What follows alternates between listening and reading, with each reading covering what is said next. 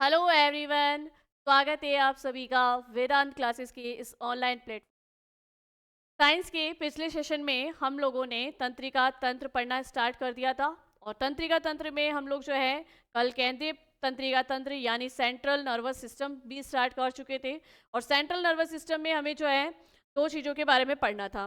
तो जिन दो चीज़ों के बारे में हमें पढ़ना था नर्वस सिस्टम के अंदर अगर हम बात करें देखिएगा कि टॉपिक हमारा चल रहा है नर्वस सिस्टम। टॉपिक हमारा चल रहा है नर्वस सिस्टम तंत्रिका तंत्र, नर्वस सिस्टम तंत्रिका तंत्र। और इसके अंदर अगर हम बात करें तो हमने जो है इसके पहले पार्ट को स्टार्ट कर लिया था केंद्रीय तंत्रिका तंत्र। केंद्रीय तंत्रिका तंत्र, सेंट्रल नर्वस सिस्टम। ये जो केंद्रीय तंत्रिका तंत्र होता है सेंट्रल नर्वस सिस्टम होता है। सेंट्रल नर्वस सिस्टम में हमें मेनली अगर बात की जाए तो दो चीज़ों के बारे में डिटेल से थोड़ा पढ़ना है। एक हमें पढ़ना है मस्तिष्क के बारे में, मस्तिष्क या ब्रेन के बारे में हमें पढ़ना है। और एक हमें पढ़ना है इसके अंतर्गत मेरुरज्जु यानी स्पाइनल कोड के बारे में पढ़ना है। मेरुरज्जु स्पाइनल कोड, मेरुरज्जु स्पाइनल, के बारे में हमें पढ़ना है। तो चलिए कि कल हमने देखो कि मस्तिष्क के बारे में भी कुछ चीज़ें हमने पढ़ना स्टार्ट कर ली थी। जैसे मस्तिष्क की अगर मैं बात करूं तो हमने जैसे मानव मस्तिष्क के बाहर के बारे में बात की थी। तो भाई देखो कि मस्तिष्क जो है, ब्रेन जो है, अगर देखा जाए तो हमारे शरीर का पूरा नियंत्रण मस्तिष्क के पास ही है। हमारे सभी अंगों से कार्य करवाना, उन तक सूचना पहुंचाना, अंगों के द्वारा दी गई सूचनाओं को ग्रहण करना, फिर वापस से उसके प्रति जो है वापस से ऑर्डर देना, ये सारा काम हमारे किसका है भाई? मस्तिष्क का है। मस्तिष्क के कंट्रोल में ही सब कुछ होता है। तो मस्तिष्क की अगर बात करें या ब्रेन की हम बात करें तो मानव मस्तिष्क का वजन होता है लगभग 1300 से 1400 ग्राम। कितना होता है भाई? 1300 से 1400 ग्राम होता है। ठीक है। उसके अलावा अगर बात की कर हमने कि मानव मस्तिष्क जो है वो हड्डियों के या अस्थियों के खोल में पैक रहता है। तो मानव मस्तिष्क जो है वो हड्डियों या अस्थियों के खोल में या अस्थियों के बॉक्स में पैक रहता है। इसे कहते हैं क्रेनियम बॉक्स। क्या कहते हैं भाई? Cranium box. क्रेनियम बॉक्स कहा जाता है जिसे। तो ये जो हड्डी का खोल होता है वो हम खोपड़ी भी कहते हैं, इसे हम कपाल भी कहते हैं, और इसी को हम क्रेनियम बॉक्स कहते हैं या अस्थियों का खोल कहा जाता है। ठीक है, अस्थियों का खोल कहा जाता है। और इसी के अंदर जो है मस्तिष्क जो है वो सुरक्षित रहता है। मस्तिष्क बहुत ही सॉफ्ट होता है, बहुत ही नाजुक होता है। जबकि बाहर वाला जो ये खोल है इसका, ये हड्डियों का बना है, तो ये क्या होता है? कठोर होता है। ये कठोर खोल क्या करता है? बाहरी आघातों से, बाहरी चोट से इस मस्तिष्क की क्या करता है? सुरक्षा करता है। अब ये मस्तिष्क भी अंदर इस खोल या इस खोपड़ी से बार बार नहीं टकराए। अगर इससे टकराएगा तो ये तो कठोर है भाई, हड्डियों से बना हुआ है, तो मस्तिष्क को चोट लग सकती है। तो मस्तिष्क को चोट नहीं लगे इसके लिए इस मस्तिष्क के बाहर भी एक आवरण होता है। तो हमने मस्तिष्क आवरण के बारे में भी कल पढ़ा था। मस्तिष्क आवरण की बात करूं तो मस्तिष्क आवरण जो है 3 झिल्लियों से मिलकर बना है। कितनी झिल्लियों से मिलकर? 3 झिल्लियों से मिलकर। 3 झिल्लियां कौन कौन सी? ड्यूरामेटर, ड्यूरामेटर, ठीक है, ड्यूरामेटर होती है सबसे बाहरी वाली झिल्ली। के बाद में बीच में होती है अरेकेनॉइड, अरेकेनॉइड, ठीक है। और सबसे अंदर वाली झिल्ली जो होती है, सबसे आंतरिक झिल्ली जो होती है, वो होती है पायामेटर। कौन सी होती है भाई? पायामेटर। तो कल अपन ने ये डीएपी, डीएपी, इन तीनों झिल्लियों के बारे में पढ़ चुके थे। डीएपी, ठीक है। इन तीनों झिल्लियों को संपूर्ण रूप से क्या कहा जाता है, या हम कहते हैं कि मस्तिष्क आवरण को संपूर्ण रूप से क्या कहा जाता है? तो मस्तिष्क आवरण को संपूर्ण रूप से कहा जाता है मेनिनजेस। क्या कहा जाता है? मेनिनजेस, ठीक है, मेनिनजेस कहा जाता है। अब किसी भी कारण से, या तो वायरस के कारण से या बैक्टीरिया के कारण से, वायरस या बैक्टीरिया के कारण से जब इन झिल्लियों में सूजन आ जाती है तो एक रोग होता है जिसे मस्तिष्क का रोग कहते हैं, और वो रोग कहलाता है मेनिनजाइटिस रोग। क्या कहलाता है भाई? मेनिनजाइटिस रोग। तो मेनिनजाइटिस रोग मस्तिष्क से संबंधित है, और मस्तिष्क की झिल्लियों में सूजन आने से संबंधित ये रोग है जो वायरस या बैक्टीरिया किसी के भी संक्रमण से हो सकता है। ये तीनों प्रकार की झिल्लियां इस मस्तिष्क की सुरक्षा किस तरीके से करती हैं? तो ये 3 झिल्लियां जो है ये इस मस्तिष्क की सुरक्षा कैसे करती है? क्योंकि देखो इन तीनों झिल्लियों के बीच में, इन तीनों झिल्लियों के बीच में एक द्रव पाया जाता है जिसे हम कहते हैं प्रमस्तिष्क मेरु द्रव। क्या कहते हैं भाई? प्रमस्तिष्क मेरु द्रव कहते हैं। ये प्रमस्तिष्क मेरु द्रव जो है इसके कारण से क्या होता है कि ये जो झिल्लियां है इस मस्तिष्क को उत्प्लावन अवस्था में बनाए रखती है।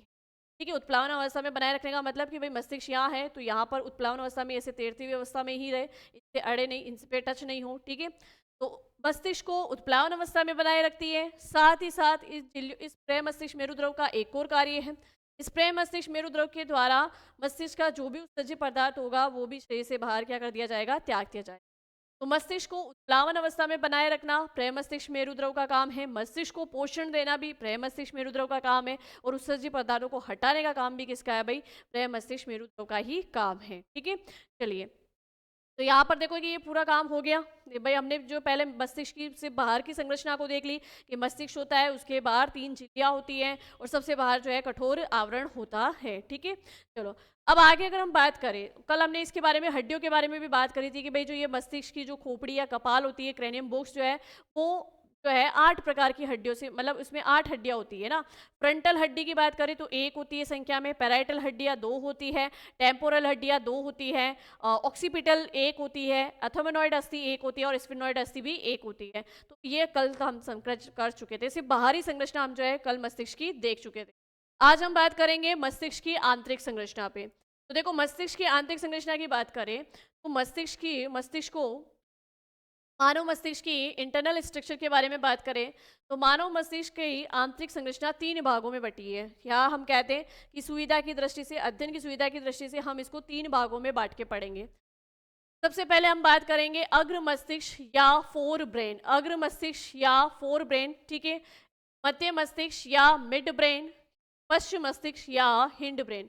अगर मैं मस्तिष्क की बात करूं तो लाइक जैसे कि ये मस्तिष्क है, इस मस्तिष्क में अगर बात करें तो यहाँ तक का हिस्सा जो होता है वो होता है अग्र मस्तिष्क का। किसका होता है भाई, अग्र मस्तिष्क का हिस्सा होगा। ठीक है, और इसके बाद पीछे की ओर अगर मैं बात करूं तो यहाँ पर होगा पश्चिम मस्तिष्क। क्या होगा भाई, पश्चिम मस्तिष्क। अभी मैं डायग्राम में भी आपको दिखाऊंगी कि अग्र मस्तिष्क कहाँ है, पश्चिम मस्तिष्क कहाँ है। ठीक है, और बिल्कुल बीच में यहाँ पर होगा मध्य मस्तिष्क। क्या होगा भाई, मध्य मस्तिष्क। तो इन 3 भागों में, मतलब मस्तिष्क के ये 3 भाग करके हम जो है मस्तिष्क की आंतरिक संरचना को देखेंगे। अग्र मस्तिष्क फोर ब्रेन, मध्य मस्तिष्क मिड ब्रेन, पश्चिम मस्तिष्क हिंड ब्रेन। अब देखो ये जो अग्र मस्तिष्क फोर ब्रेन होता है, फोर ब्रेन जो होता है ना, इसको कहते हैं प्रोसेनसिफेलोन। इसको क्या कहा जाता है, प्रोसेनसिफेलोन भी कहा जाता है। इस प्रोसेनसिफेलोन में हमें जो है 3 संरचनाएं पढ़नी है, या हम कह दें कि इस प्रोसेनसिफेलोन में 3 मतलब 3 छोटे छोटे अंग होते हैं, या हम कह दें कि 3 छोटी छोटी संरचनाएं होती है। वो संरचनाएं कौन कौन सी, इस अग्र मस्तिष्क या इस फोर ब्रेन में एक तो पाए जाते हैं ग्रांड पिंड। क्या पाए जाते हैं भाई, ग्रांड पिंड पाए जाते हैं, जिसे ऑलिफेंट्री लॉब्स कहते हैं। एक इसमें होता है प्रे मस्तिष्क जिसे कहते हैं सेरेब्रम, प्रे मस्तिष्क जिसे कहते हैं सेरेब्रम। ठीक है, प्रे मस्तिष्क सेरेब्रम हो गया। और एक इसमें होता है डाइएनसिफेलोन। डाइएनसिफेलोन में हम थैलेमस, एपिथैलेमस और हाइपोथैलेमस के बारे में पढ़ेंगे। ठीक है, तो शुरुआत ही हम कहाँ से करेंगे भाई, पहले अग्र मस्तिष्क से ही करेंगे, बाद में हम मध्य मस्तिष्क और पश्चिम मस्तिष्क पे जाएंगे। तो अग्र मस्तिष्क जिसे प्रोसेनसिफेलोन भी कहते हैं, 3 भाग पढ़ने हैं, ग्रांड पिंड, प्रे मस्तिष्क और डाइएनसिफेलोन। ठीक है, मध्य मस्तिष्क में मैं बात करूं तो मध्य मस्तिष्क में भी हमें 2 संरचनाएं पढ़नी है, कार्पोरा क्वाड्रिजिनेमा। देखो आगे मध्य मस्तिष्क की बात करूं तो मध्य मस्तिष्क में कार्पोरा क्वाड्रिजिनेमा और सेरेबल पेंडिकल, इसे कुर्रा सेरेबाई भी कहा जाता है, के बारे में पढ़ेंगे। ठीक है, पश्चिम मस्तिष्क की अगर मैं बात करूं तो पश्चिम मस्तिष्क को रोम्बेनसिफेलोन कहा जाता है। देखो यहाँ पे प्रे मस्तिष्क को क्या कहा गया था, प्रे मस्तिष्क को कहा गया था प्रोसेनसिफेलोन। प्रे मस्तिष्क को क्या कहा गया था, प्रोसेनसिफेलोन, मतलब सॉरी अग्र मस्तिष्क को क्या कहा गया था, अग्र मस्तिष्क फोर ब्रेन जिसे कहते हैं प्रोसेनसिफेलोन। आगे बात करें मध्य मस्तिष्क जिसे कहते हैं मीजेनसिफेलोन। क्या कहते हैं, मीजेनसिफेलोन। और पश्चिम मस्तिष्क जिसे कहते हैं रोम्बेनसिफेलोन। पश्चिम मस्तिष्क में भी 2 भाग हैं, मेटेनीसिफेलोन और माइलिनसिफेलोन। मेटेनीसिफेलोन और माइलिनसिफेलोन। मेटेनीसिफेलोन में हमें 2 चीजें पढ़नी है, पोन्स वेरोलाई और अनुमस्तिष्क यानी सेरिबेलम, और एक हमें पढ़ना है मेडुला ओब्लागेंटा। क्या पढ़ना है भाई, मेडुला ओब्लागेंटा। देखो यहाँ पर ये आपके सामने जो है मस्तिष्क का स्ट्रक्चर है, और मस्तिष्क के स्ट्रक्चर में मैं अगर बात करूँ तो जैसे कि मैं यहाँ पे भी ड्रॉ करती हूँ आपके सामने और अच्छे से देखो, ये जो मस्तिष्क है, इस मस्तिष्क का ये वाला हिस्सा जिसमें आपको क्या दिखाई देगी, सलवटें बनी हुई दिखाई देगी इस तरीके है ना। ये जो सलवटें बनी हुई है दिखाई है, ये हिस्सा कहलाता है प्रे मस्तिष्क। क्या कहलाता है, प्रे मस्तिष्क जिसे कहते हैं सेरेब्रम। क्या होता है भाई, प्रे मस्तिष्क जिसे कहते हैं सेरेब्रम।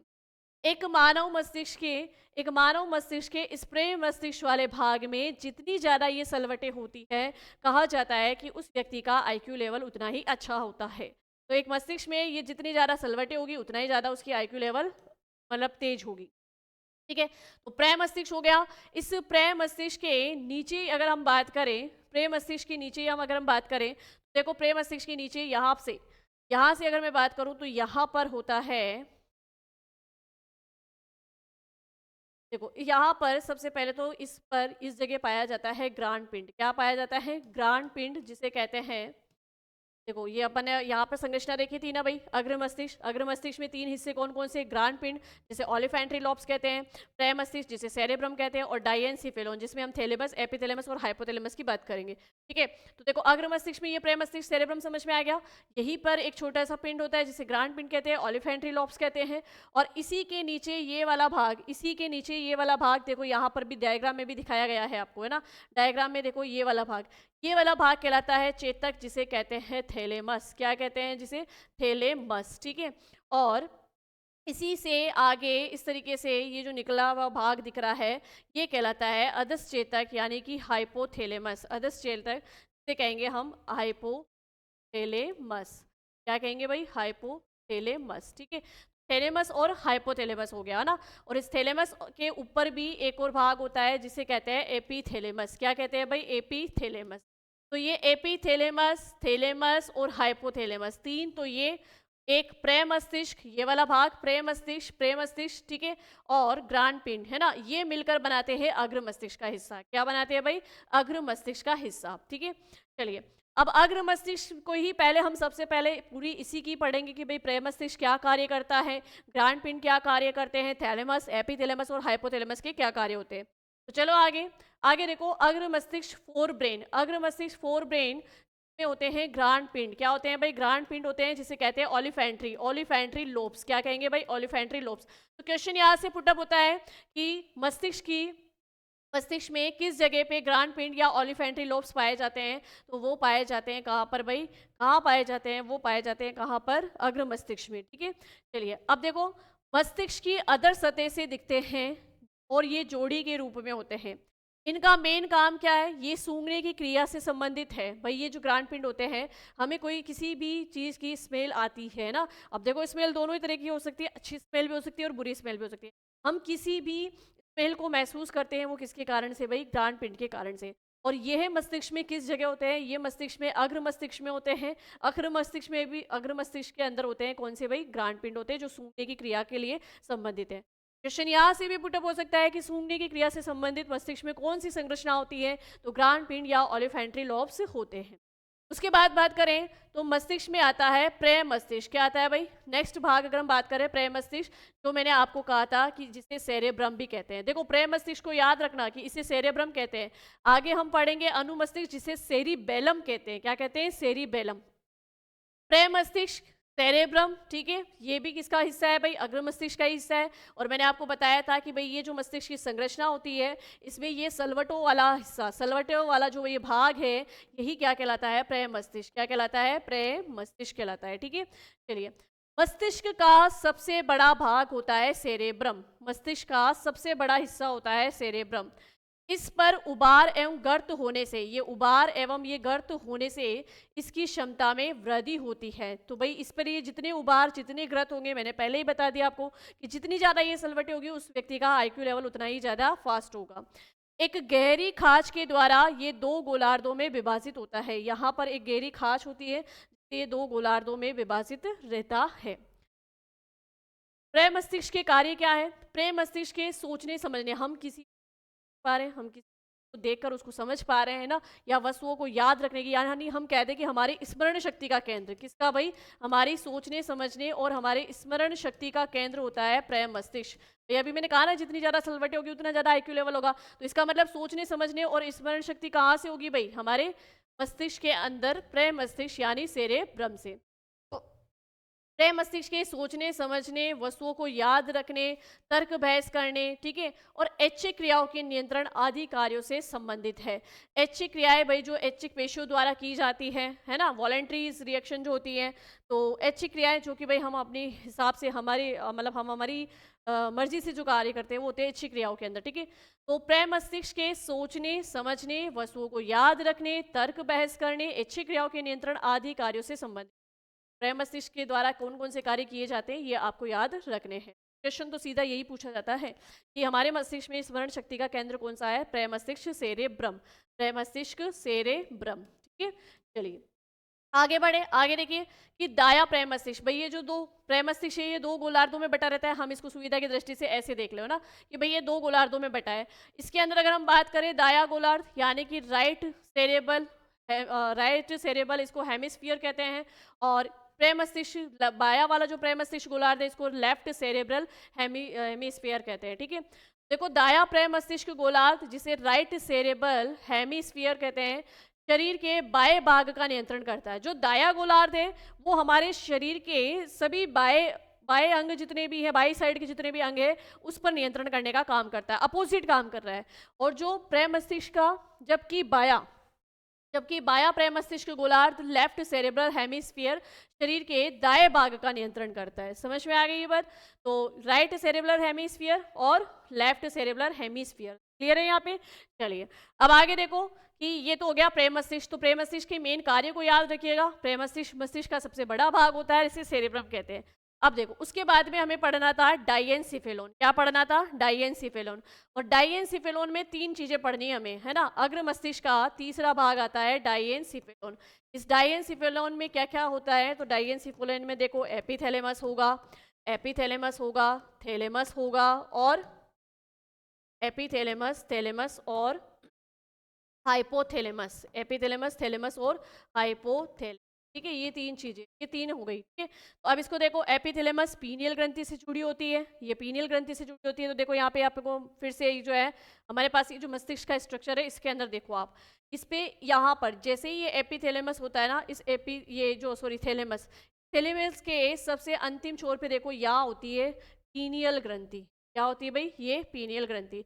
से हमारे शरीर की बायोलॉजिकल वॉच भी कहते हैं, हमारे शरीर की जैविक घड़ी भी कहते हैं। ठीक है, तो ये पीनियल ग्रंथि से संबंधित होता है एपिथैलेमस, है ना। पीनियल ग्रंथि के जो भी कार्य होते हैं, पीनियल ग्रंथि द्वारा जो भी हार्मोन रिलीज होते हैं उनके कार्यों को नियंत्रण करने का कार्य कौन करता है भाई? ये एपिथैलेमस करता है, पीनियल ग्रंथि से जुड़ी होती है। क्लियर होगी? चलिए नेक्स्ट देखो, थैलेमस की बात करें तो मस्तिष्क में जाने वाली संवेदनाएं और मस्तिष्क से निकलने वाले संदेश दोनों यहीं पर एक दूसरे को क्या करते हैं? क्रॉस करते हैं। अब ध्यान से इस चीज को समझना। कल ही हमने पढ़ा कि किसी भी एक अंग से सूचनाएं मस्तिष्क तक जाएगी और उन सूचनाओं को मस्तिष्क तक लेके जाने का कार्य करती है संवेदी तंत्रिकाएं। कौन सी करती है भाई? संवेदी तंत्रिकाएं, यानी कि सेंसरी नर्व कार्य करती है। और मस्तिष्क से सूचनाओं को वापस अंगों तक लाने का कार्य कौन करेगी? प्रेरक तंत्रिकाएं करेगी। प्रेरक तंत्रिकाएं यानी कि मोटर नर्व कार्य करती है, इसलिए प्रेरक या चालक तंत्रिकाएं कहती। तो देखो कि यहाँ से सूचनाएं गई मस्तिष्क के अंदर, मस्तिष्क से सूचनाएं आई वापस अंगों के अंदर। तो जहां पर ये एक दूसरे को भाई एक समय और एक रास्ता या एक जगह तो ऐसी आएगी ना जहां पर ये एक दोनों एक साथ दिखाई देगी सामने से। ठीक है, सपोज करना कि किसी ऑर्गन से ये सेल यहाँ से, ये तंत्रिका जो है यहाँ से सूचना लेके जा रही है मस्तिष्क के अंदर, और इधर से एक तंत्रिका मस्तिष्क से सूचना ला रही है अंग के पास। तो कहीं पे भी इस रास्ते के अंदर कहीं बीच पर ये दोनों एक दूसरे से कहीं पर बीच में एक दूसरे के सामने आमने सामने आएगी। तो जब वो आमने सामने वाली स्थिति आती है तो वो भाग कौन सा है? वो भाग है थैलेमस। कौन सा है भाई? थैलेमस। थैलेमस एक ऐसा भाग है जहाँ संवेदी तंत्रिकाएं और प्रेरक तंत्रिकाएं आपस में आकर मतलब एक जगह दिखाई पड़ती है। तो मस्तिष्क में जाने वाली संवेदनाएं तथा मस्तिष्क से निकलने वाले संदेश दोनों यहीं पर एक दूसरे को क्रॉस करते हैं थैलेमस वाली जगह पे। चलिए अब आगे बात करें हाइपोथैलेमस। ये बहुत ही इंपॉर्टेंट है एग्जाम के पॉइंट ऑफ व्यू से, यहाँ से बहुत ही क्वेश्चंस पूछे जाते हैं। हाइपोथैलेमस का मेन कार्य क्या है? हमारे शरीर के ताप को नियंत्रण रखना, हमारे शरीर को ताप नियंत्रित करना सबसे बड़ा कार्य है इसका, किसका? हाइपोथैलेमस का, है ना। और हमारे शरीर का जो एंडोक्राइन सिस्टम होता है, अंतःस्रावी तंत्र होता है, तो मेनली ये क्या है कि उसके निकलने वाले हार्मोन्स पे भी नियंत्रित करता है। ठीक है, उनके हार्मोन, पीनियल ग्रंथि से जो हार्मोन रिलीज होंगे उसको नियंत्रण करने के लिए एपिथैलेमस है, और हाइपोथैलेमस क्या करता है? जो अंतःस्रावी तंत्र होता है, एंडोक्राइन सिस्टम होता है, उनसे जुड़ी हुई ग्रंथियों और उनसे जड़ी हुई ग्रंथियों के हार्मोन्स को नियंत्रण करने का कार्य होता है हाइपोथैलेमस हाइपोथैलेमस का। जैसे ताप का नियमन, ये हमारे हाइपोथैलेमस के द्वारा ही होता है। किसी के प्रति हमें प्रेम है तो वो हाइपोथैलेमस के कारण है, किसी के प्रति हमें घृणा है तो वो भी हाइपोथैलेमस के कारण है, ठीक है। और बेसिकली अगर मैं बात करूँ तो ये हाइपोथैलेमस जो है पीयूष ग्रंथि जो होती है, पिट्यूटरी ग्लैंड जिसे कहते हैं ना, मस्तिष्क में बिल्कुल छोटे मटर के दाने के आकार की होती है पीयूष ग्रंथि, है ना। इस पीयूष ग्रंथि के द्वारा जितने भी हार्मोन रिलीज किए जाते हैं उन हार्मोन्स पे भी कंट्रोल कौन करता है? हाइपोथैलेमस। तो पहली चीज तो ये जो पीयूष ग्रंथि है, ये पिट्यूटरी ग्लैंड जो है, इसको कहते हैं मास्टर ग्लैंड। क्या कहते हैं? मास्टर ग्लैंड, यानी मास्टर ग्रंथि कहते हैं इसको।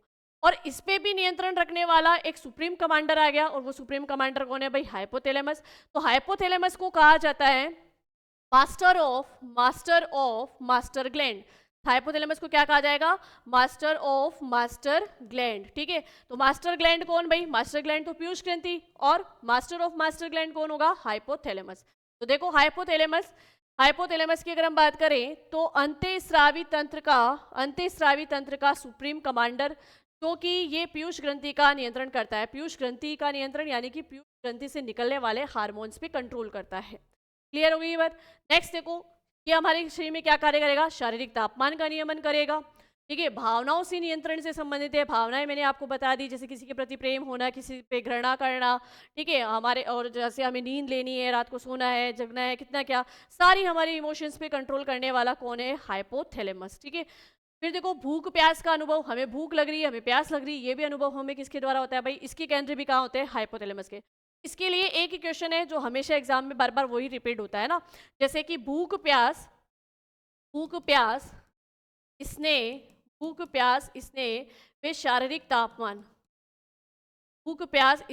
वे शारीरिक तापमान का नियंत्रण केंद्र कौन सा है? तो ये आपको ध्यान रखना है, नियंत्रण केंद्र है हाइपोथैलेमस, जिसे मास्टर ऑफ मास्टर ग्लैंड भी कहा जाता है। क्लियर हो गया? तो चलिए यहाँ पर ये जो है हमने अग्र मस्तिष्क जो है वो कंप्लीट कर लिया है। अब अगर मैं बात करूँ अग्र मस्तिष्क के आगे, तो देखो ये जो मस्तिष्क है, इसके डायग्राम में देखो आप, ये चेतक यानी थैलेमस, और अधस चेतक यानी हाइपोथैलेमस। थैलेमस, हाइपोथैलेमस और एपिथैलेमस। क्या भाई? एपिथैलेमस। और प्रेमस्तिष्क, और ये जो है ओलिफेंट्री लोब्स, ये तो मिलकर किसका हिस्सा है? ये अग्र मस्तिष्क का हिस्सा है। क्या है भाई? अग्र मस्तिष्क का। अब हम थोड़ा आगे चलते हैं, और आगे देखो यहाँ इस जगह ये वाला हिस्सा, बिल्कुल बीच वाला हिस्सा, ये होता है मध्य मस्तिष्क। क्या होता है भाई? मध्य मस्तिष्क। बहुत ही छोटा सा हिस्सा होता है मध्य मस्तिष्क का, मिड ब्रेन का। और मिड ब्रेन में मैं बात करूं तो इस मध्य मस्तिष्क या मिड ब्रेन में हमें दो संरचनाएं पढ़नी है। यहाँ पर अगर मैं कह दूं कि इस मिड ब्रेन या मध्य मस्तिष्क में 4 छोटे खंड होते हैं, या 4 छोटे लोब होते हैं, है ना, या 4 छोटी 2 गोलाकार संरचनाएं होती है, 4 छोटी गोलाकार संरचनाएं होती है।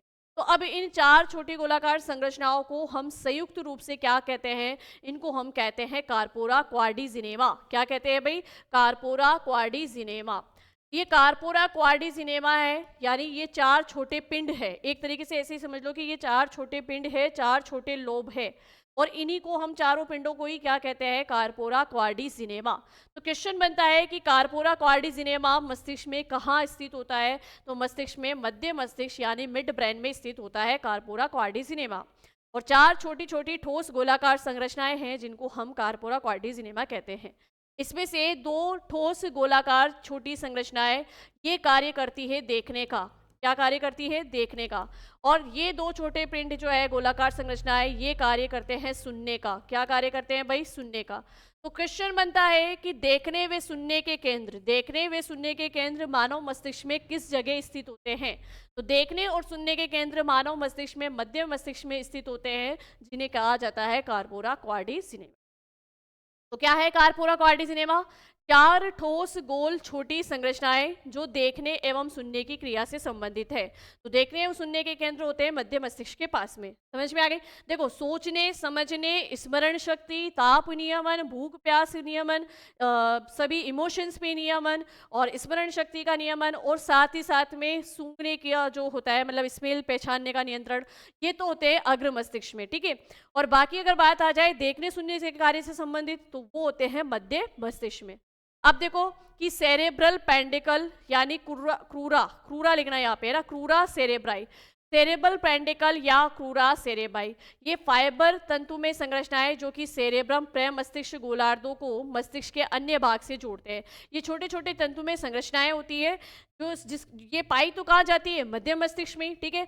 तो जो इतना बड़ा भाग है अग्र मस्तिष्क का, और उस अग्र मस्तिष्क में भी अगर हम बात करें तो सबसे बड़ा भाग होता है प्रेम मस्तिष्क सेरेब्रम। उसको बाकी मस्तिष्क के सभी भागों से जोड़ने के लिए छोटी छोटी दागीनुमा संरचनाएं होती है, वो या दागीनुमा संरचनाएं होती है जिन्हें कहते हैं फाइबर्स या तंतु में संरचनाएं, जो कि सेरेब्रम यानी प्रेम मस्तिष्क को मस्तिष्क के अन्य भाग से जोड़ने का कार्य करती है। तो वो है सेरेब्रल पेंडिकल, इसे क्रूरा सेरेब्राई भी कहा जाता है। तो सेरेब्रल पेंडिकल या क्रूरा सेरेब्राई कहाँ पाई जाती है, मध्य मस्तिष्क में, और इसका क्या कार्य है वो कार्य याद रखना है। कार्पोरा क्वाड्रिजेमिया और सेरेब्रल पेंडिकल ये दोनों मध्य मस्तिष्क के हिस्से हैं, दोनों के कार्य अलग अलग हैं, वो दोनों के कार्य याद रखने हैं। ये छोटे चार पिंड, छोटे चार लोब्स कहाँ पाए जाएंगे भाई, मध्य मस्तिष्क में पाए जाएंगे, जिसमें से दो सूंघने के लिए कार्य करेंगे, दो सुनने के लिए कार्य करेंगे और दो देखने का कार्य करते हैं। तो इनको जो है दृष्टि पिंड कहा जाता है, देखने वाले को कहा जाता है दृष्टि पिंड, और जो सुनने वाले हैं इनको कहा जाता है श्रवण पिंड। क्या कहा जाता है, श्रवण पिंड कहा जाता है। क्लियर है, चलो आगे बढ़े। तो यहाँ पर देखो मध्य मस्तिष्क भी कंप्लीट हो गया। अब आता है पश्चिम मस्तिष्क, जिसे कहते हैं हिंड ब्रेन, पश्चिम मस्तिष्क या हिंड ब्रेन। अब पश्चिम मस्तिष्क की मैं अगर बात करूँ तो ध्यान से समझना, जो हमारा मस्तिष्क है उससे एक धागेनुमा बेलनाकार संरचना निकली होती है। इस पर हम पहले भी चर्चा कर चुके हैं कि इस मस्तिष्क से धागेनुमा बेलनाकार संरचना होती है जो रीढ़ की हड्डी के अंदर स्थित होती है। किसके अंदर, रीढ़ की हड्डी के अंदर। को कहते हैं मेरु रज्जु। क्या कहते हैं भाई, मेरु रज्जु कहते हैं, ठीक है। तो ये वाला हिस्सा तो हम अलग से पढ़ेंगे। अब इस मस्तिष्क में कुछ, इस मस्तिष्क का जो अंतिम हिस्सा होता है जिसे हम पश्चिम मस्तिष्क कहते हैं, उसमें भी कुछ छोटी छोटी संरचनाएं हैं, उसको ध्यान से समझ। इस पश्चिम मस्तिष्क के दो भाग है, मेटेनसिफेलोन और माइलिनसिफेलोन। क्या आता है भाई, मेटेनसिफेलोन और माइलिनसिफेलोन। मेटेनसिफेलोन में अगर मैं बात करूं तो देखो यहाँ मस्तिष्क के डायग्राम में मैं आपको बताऊं, ये मस्तिष्क के डायग्राम में यहाँ देखिए आपको सबसे नीचे यहाँ पर एक संरचना ऐसी दिखाई दे रही है जैसे वृक्ष की जो संरचना होती है ना, पेड़ पौधों की संरचना जिस तरीके ये दिखाई दे रहा है ना, ये कहलाता है अनुमस्तिष्क, और इसे कहते हैं सेरिबेलम। क्या कहते हैं भाई, अनुमस्तिष्क या सेरिबेलम। और यहाँ पर देखो एक छोटा सा लंबी ये प्रवर्त संरचना भी दिखाई दे रही है, इसको कहते हैं पोन्स। क्या कहते हैं भाई, पोन्स कहते हैं। और इसी से जो ये आगे बेलनाकार संरचना निकली हुई है इसको कहते हैं मेडुला ओब्लागेंटा। क्या कहते हैं, मेडुला ओब्लागेंटा। तो देखो यहाँ पर कि इस पीयूष ग्रंथि से जस्ट नीचे जो ये इधर गोलाकार फुला हुआ संरचना है, ये तो कहलाती है मेनू, या इसको हम कह सकते हैं पोन्स। क्या कह सकते हैं, पोन्स कह सकते हैं, ठीक है। और इसी के आगे जो ये लंबी बेलनाकार संरचना है इसको कहेंगे हम मेडुला ओब्लागेंटा, और इसके जस्ट पास में ये जो वृक्ष जैसी संरचना है ये कहलाती है अनुमस्तिष्क सेरिबेलम। और यहीं से फिर वो धागेनुमा संरचना आगे निकलती है मेरु रज्जु, जो रीढ़ की हड्डी तक जाती है। तो पोन्स और सेरिबेलम और ये आपके मेडुला ओब्लागेंटा, ये तीनों से, इन तीनों संरचनाओं से मिलकर बना होता है पश्चिम मस्तिष्क।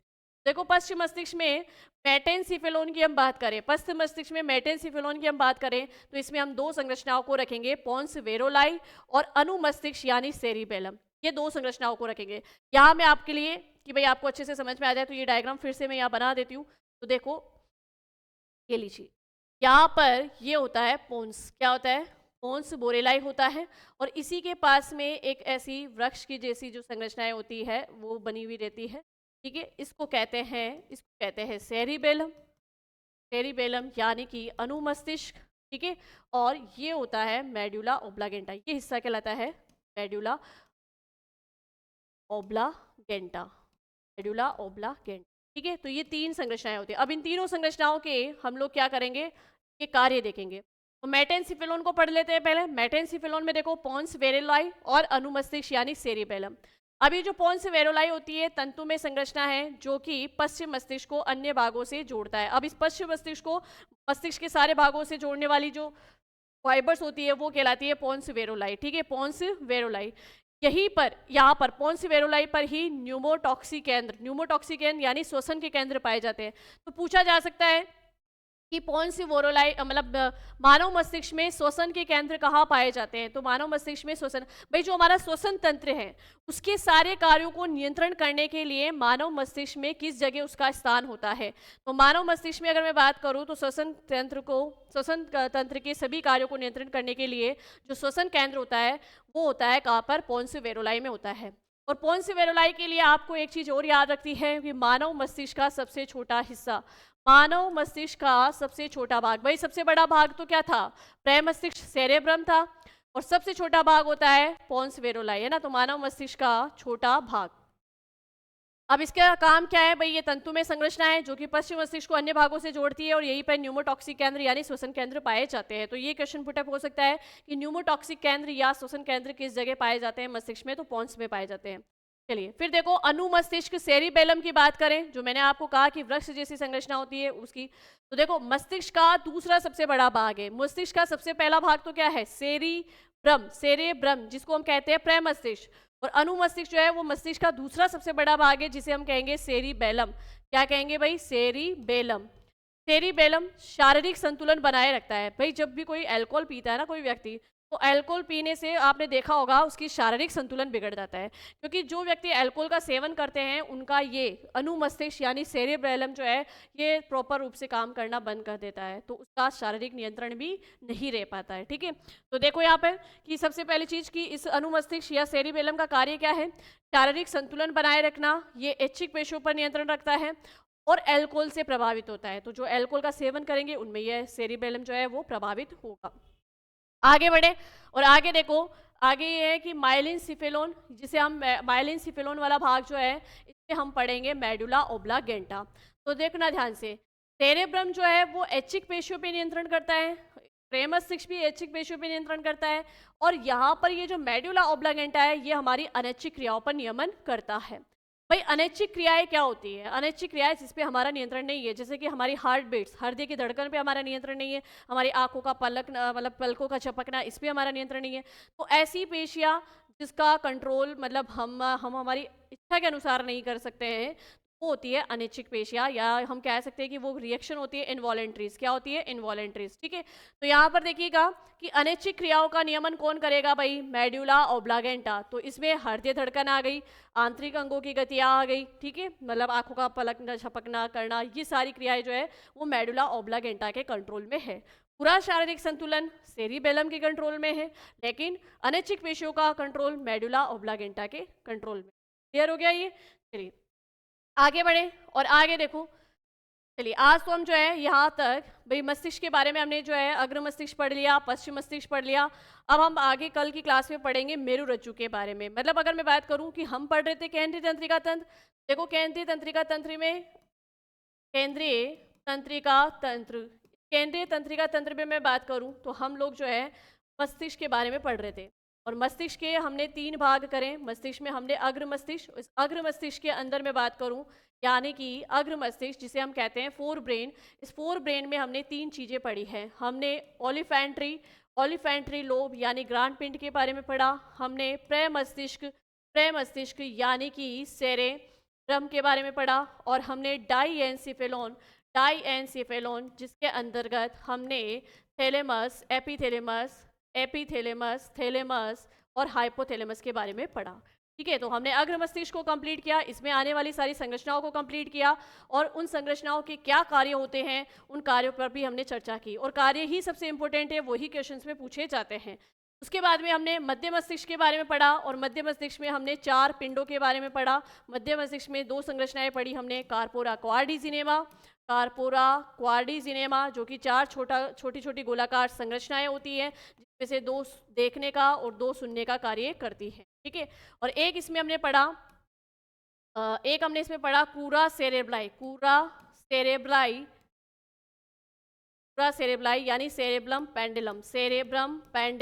ठीक है, ये जो सेरेब्रम पेंडेलम होता है एक तरीके से ये प्रमस्तिष्क को मस्तिष्क के बाकी अन्य भागों से जोड़ने का कार्य करता है।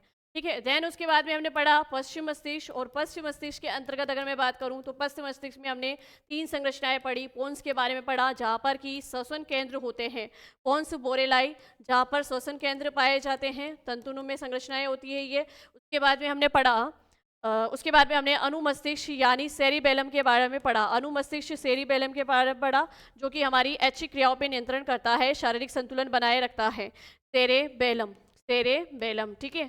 ठीक है, सेरिबेलम अनुमस्तिष्क के बारे में पढ़ा, जो कि हमारी अनैच्छिक क्रियाओं पे नियंत्रण करता, सॉरी, ऐच्छिक क्रियाओं पे नियंत्रण करता है और शरीर की सभी गतिविधियों पे नियंत्रण करता है अनुमस्तिष्क।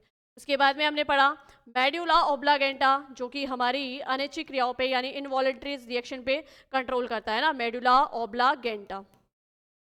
तो ये दोनों ही इंपॉर्टेंट है। अगर पूछ लिया जाए आपसे कि ऐच्छिक क्रियाएं यानी वॉलंटरीज रिएक्शन पे कंट्रोल करने वाला कौन है, भाई सेरिबेलम, जिसे अनुमस्तिष्क कहते हैं, और इनवॉलंटरीज रिएक्शन पे कंट्रोल करने वाला कौन है, भाई मेडुला ओब्लागेंटा है, ठीक है। तो ये सारी संरचनाएं हमने पढ़ी और इस तरीके से हमने जो है केंद्रीय तंत्रिका तंत्र का एक भाग कंप्लीट कर लिया, मस्तिष्क। और अब हमारे नेक्स्ट के सेशन में हम इसका सेकेंड पार्ट कंप्लीट करेंगे मेरु रज्जु के बारे में, और उसके आगे फिर हम पढ़ेंगे परिधीय तंत्रिका तंत्र, ठीक है। चलिए, तो भाई आज यहीं तक तंत्रिका तंत्र वाले सेशन के अंदर ये आपका आज यहीं तक पढ़ा है।